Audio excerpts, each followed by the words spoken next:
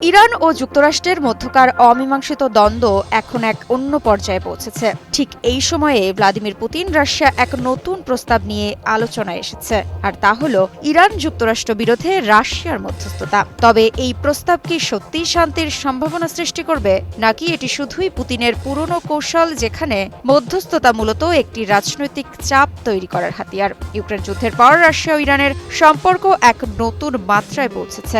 রাশিয়ার এই কূটনৈতিক পদক্ষেপ কি তাদের বিশ্বমঞ্চে শক্তিশালী অবস্থান আরও পোক্ত করতে সাহায্য করবে? সম্প্রতি তেহরান ও ওয়াশিংটনের মধ্যকার দীর্ঘদিনের টানাপোড়েনের মধ্যে নতুন করে আলোচনার সম্ভাবনা তৈরি হয়েছে। রুশ প্রেসিডেন্ট ভ্লাদিমির পুতিন 6 এপ্রিল ফোনে ইরানি প্রেসিডেন্ট মাসুদ পেজেশকিয়ানের সঙ্গে কথা বলেন এবং ইরান যুক্তরাষ্ট্র আলোচনার অগ্রগতি নিয়ে আলোচনা করেন বলে এক বিবৃতিতে জানিয়েছে ক্রেমলিন। আলোচনায় পুতিন স্পষ্ট করেন, রাশিয়া, ইরান ও যুক্তরাষ্ট্রের মধ্যে একটি ন্যায্য চুক্তি নিশ্চিত করতে মধ্যস্থতা করতে প্রস্তুত রাশিয়া। এই বার্তাটি এমন এক সময়ে এসেছে যখন মধ্যপ্রাচ্যে উত্তেজনা ক্রমাগত বেড়েই চলেছে, বিশেষ করে ইসরায়েল গাজা যুদ্ধ এবং হরমুজ প্রণালী ঘিরে সামরিক টানাপোড়েনের পটভূমিতে।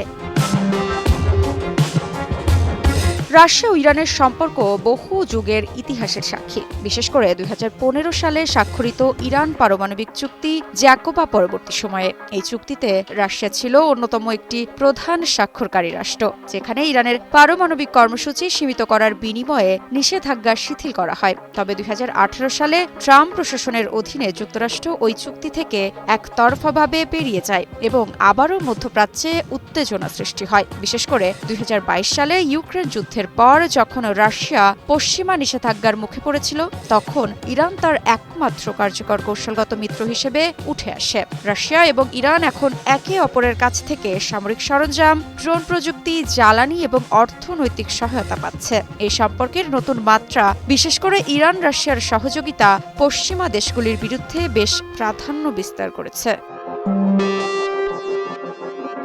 এখন প্রশ্ন উঠেছে, যদি যুক্তরাষ্ট্র ইরানের বিরুদ্ধে সরাসরি সামরিক পদক্ষেপ নেয়, তাহলে রাশিয়ার ভূমিকা কি হবে?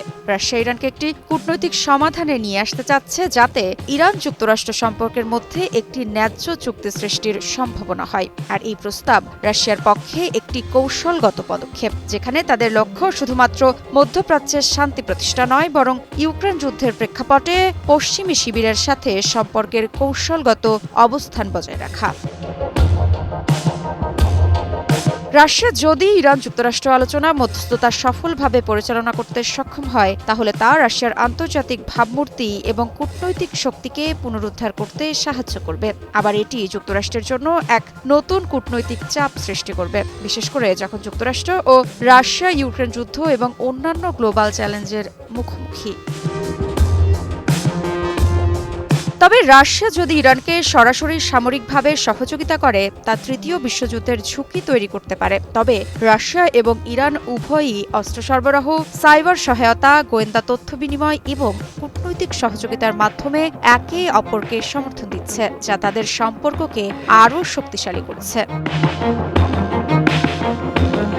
বিশ্বমানের থার্মিক্স রড, সালাম স্টিল থার্মিক্স, দেশের একমাত্র থার্মিক্স রড।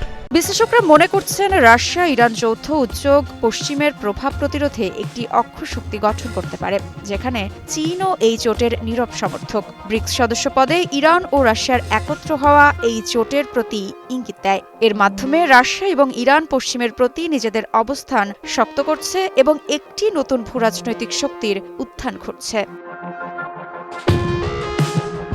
রাশিয়ার মধ্যস্থতায় এক নতুন কূটনৈতিক বিকাশের সূচনা হতে পারে, কিন্তু এটি যেন কোনো এক দিক থেকে সংঘাতের মাত্রাও সৃষ্টি করতে পারে তাও নিশ্চিত।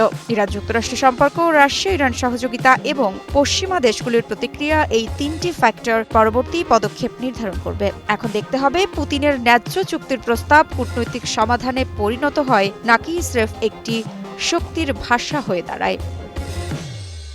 ঋত্বিকা বিশ্বাস, নিউজ 24।